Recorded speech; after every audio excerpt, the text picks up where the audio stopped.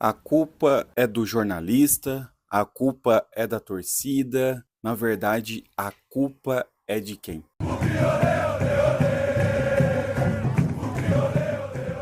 Salve, salve família Bugrina, tudo bem com vocês? É claro que não, né? Empatamos um jogo que deveria ter como obrigação vencer no Brinco de Ouro, mas já vamos falar sobre isso. Antes de iniciarmos o vídeo, vou fazer aquele pedido camarada para vocês. Comente, compartilhe, curta e inscreva-se no canal e não deixe de ativar o sininho. Assim você não perde nenhuma notificação do Versão Bugrina. Combinado? No domingo, 19 de abril, Guarani e Itabaiana empataram em 1-1 pela terceira rodada do Campeonato Brasileiro Série C. Agora o Guarani acumula 5 pontos e agora empate contra o Itabaiana, que ainda não venceu no campeonato, vinha de 2 derrotas. Era obrigação do Guarani vencer essa partida pelo fato de ser um jogo em casa e também pela qualidade técnica do Itabaiana. Então agora o Guarani vai ter que buscar esse prejuízo contra a Ferroviária, que será na segunda-feira que vem, lá em Araraquara, e aí se torna também uma obrigação vencer lá. A equipe de Araraquara está disputando o acesso pela Série A1,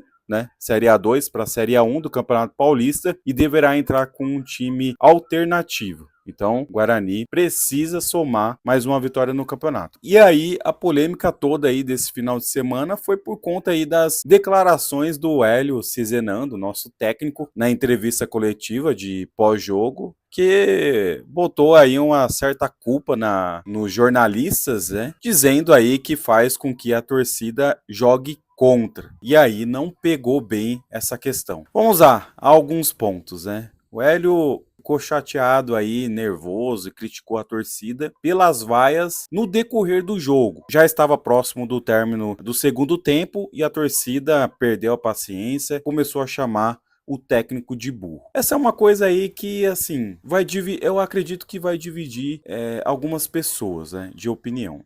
Minha opinião é, durante os 90 minutos, temos que apoiar o time. Por mais que a gente saiba que tem um técnico teimoso ou que ele faz substituições duvidosas, que ele tem escalações que a gente não entenda, mas assim, é o que tá fazendo por nós ali. Então a gente tem que apoiar o time do início ao fim. Assim como a torcida fez no intervalo de jogo, né, com 0-0 na descida dos jogadores ao vestiário, a torcida demonstrou sua insatisfação vaiando o time. Ponto positivo. Para mim, cobrança tem que ser no intervalo ou após o jogo. Pressão sempre vai existir, mas eu acho que chamar o técnico de burro antes ali do término do jogo não é legal. Como não é legal também o senhor Hélio Cizenando criticar a torcida pela cobrança. Eu acho que tá muito cedo do Hélio sabe, pontuar essas questões. Ele acha o quê? Que já tá fazendo muito pelo Guarani? Ah, estou aqui há 3 jogos e não perdi nenhum. Então eu mereço o meu respeito porque eu tô fazendo com que o Guarani fique no G8. Não. O técnico pode ser bom o suficiente, mas se ele mexe com a torcida, cara, putz, tá cavando a própria cova. Então aí o Hélio mandou muito mal, poderia ter levado de uma outra forma. Existem formas diferentes de você se posicionar quanto a um assunto. Poderia, né, se desculpar pelo empate em casa, sabia da responsabilidade de conquistar os 3 pontos e que no próximo jogo, no Brinco de Ouro, mas isso ele não fez. E eu achei boa a coletiva referente às perguntas dos jornalistas, né? O Inayan, nossa, jogou muito mal o primeiro tempo, ele logo foi substituído no intervalo, entrou o Isaac, que foi o responsável aí pelo cruzamento e o cabeceio do Herbert para conclusão em gol. 1-0 para o Guarani, segundo tempo, 43 segundos, e aí logo 3 minutos o Itabaiana empatou numa lambança ali da zaga, né? Todo mundo ficou olhando lá, troca de passe de cabeça, sobrou pro atacante, concluiu e ninguém tava marcando o cara que tocou de cabeça, ninguém tava marcando o cara que recebeu. Falha da defesa aí também, desatenção. Enfim, questionaram aí sobre o posicionamento, né?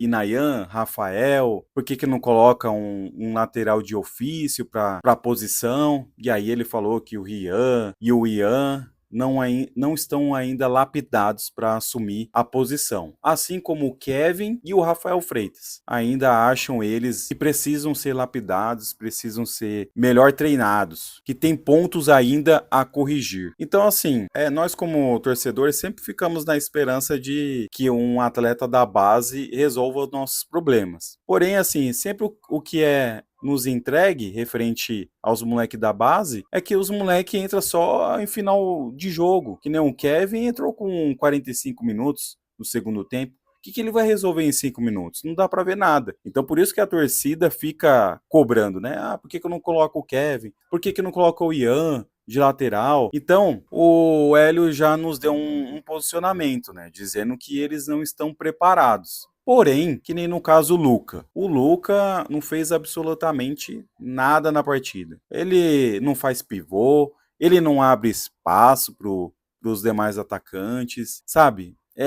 Não troca passe, não faz absolutamente nada. Então, o quão abaixo o Kevin está do Luca? Esse também é nosso questionamento. Será que realmente ele precisa ser tão lapidado assim para poder estar no mesmo nível do Luca, que o Luca está apresentando hoje? Ou será que o Luca ele está em campo para poder justificar o salário que ele recebe? Questionário também do Diego Torres. Para mim, o Diego Torres também é mais um que deveria ser testado. A gente sabe que ele não vem entregando o que a gente espera dele, da qualidade que ele já apresentou em outros clubes. E aí o Hélio deixou claro que o Diego Torres vem de uma lesão no pubis e isso atrapalha o rendimento dele, até nas bolas paradas que são o forte dele. Então é mais um posicionamento claro para todos que acompanham o Guarani. Então beleza, então a gente não vai poder contar com o Kevin, não vai poder contar com o Ian, não vai poder contar com o Rian, não vai poder contar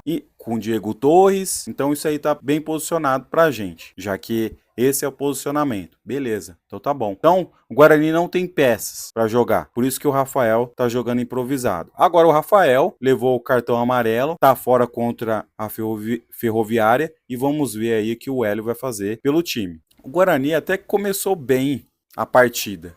Fez aí uma boa pressão. Logo aos 3 minutos, se não me engano, teve um cabeceio do Jonathan que a zaga do Itabaiana cortou no meio, né, impedindo aí um lance perigoso. O Itabaiana teve um bom lance aos 30 minutos do primeiro tempo, após uma arrancada aí do atleta, puxando da defesa dos caras até o nosso ataque. Ele poderia ter cruzado a bola, porque tinha um outro atacante entrando na área, ele não fez isso, chutou para uma boa defesa do Kaique. Se ele tivesse uma visão calma, sabedoria, poderia ter concluído melhor essa jogada, ia dar condições claras ali de gol pro Itabaiana. No segundo tempo também, logo após o gol, aos 12 minutos, o Itabaiana foi para cima. Teve um cruzamento aí que Donato ficou vendido na jogada, um cabeceio que também exigiu uma boa defesa do Kaique, ou seja, o panorama de jogo já foi diferente da partida do Volta Redonda, né? O Volta Redonda não chegou nenhuma vez no gol do Guarani. E o Itabaiana fez gol e ainda teve outras boas oportunidades para poder marcar. E no final da partida ainda levou susto aí que poderia virar o jogo. A gente sabe que o nosso time é muito limitado. Eu acho que o Hélio, ele até fez algo que o Matheus Costa não estava fazendo, que é alterar o time, né, de alguma forma, porque o Mirandinha era peça importante na escalação, porém não estava apresentando resultado. E aí, logo na segunda partida, já descartou o Mirandinha e o Isaac. O Cachoeira até, nesse domingo, ele participou aí da jogada de gol, ele recebeu a bola, fez um pivô girando já deixou o Isaac numa boa condição para cruzamento. Então, e no primeiro tempo, ele também teve uma boa oportunidade de marcar. Cara, acho que todo mundo vai ter que ter paciência, porque os caras menos badalados é o que estão resolvendo de alguma forma, né? Que é o Herbert, chegou aí por último, um dos últimos a chegarem no clube e que tá resolvendo a parada, né? O Hélio vacilou aí na questão referente à torcida, ele falou que estava acostumado, né, com esse tipo de pressão, mas parece que não tá acostumado, né? Porque ficou bem irritado. Vai vir mais pressão. Então vai ter que saber lidar com isso, porque a torcida do Guarani está cansada. Se ele quer trabalhar em um grande clube e ele quer ter boas oportunidades no futebol, primeiro vai ter que saber lidar com insatisfação de torcedores e perguntas assertivas de jornalistas, né? Tem que ter muita inteligência e sabedoria para poder se posicionar. E o Hélio deu essa mancada, não se posicionou bem. Mas é isso aí, galera. Então, um empate 1-1, frustrante, né? A gente esperava aí por uma vitória, pelo menos era a obrigação. Agora vai ter que correr atrás contra a Ferroviária. E se não ganhar da Ferroviária, haverá mais cobranças. Mas a gente tem que ter a plena consciência que jogar no Brinco de Ouro, a gente tem que apoiar do início ao fim. Tem que fazer esse time jogar, né? Já que a qualidade técnica não tá resolvendo, tem que conseguir pelo menos na raça, né? Na pulsação da torcida.